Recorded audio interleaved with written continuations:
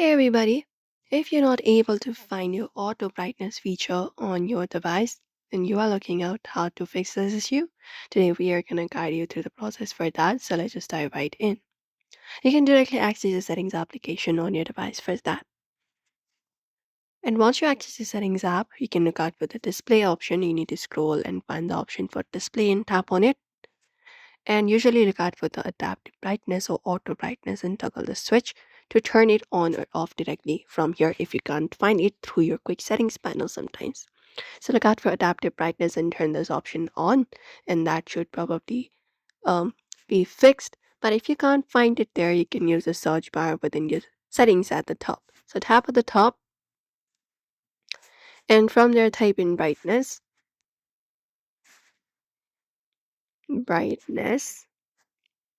And once you find it out, you can look out for the adaptive brightness option here and turn it on from here.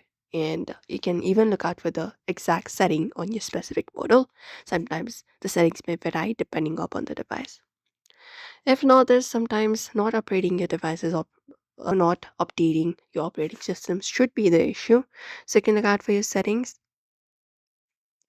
and scroll down and look out for the software update and tap on it.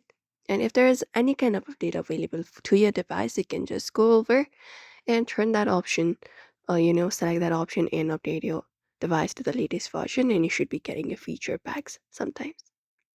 And if you can also go to your battery and device care and you can check if your saving mode is enabled, as sometimes it may automatically dim your screen. Go to battery for that and look out for the power saving mode, and you can just go and look out for it, and you can typically adjust the settings from the section right here and conserve your battery life.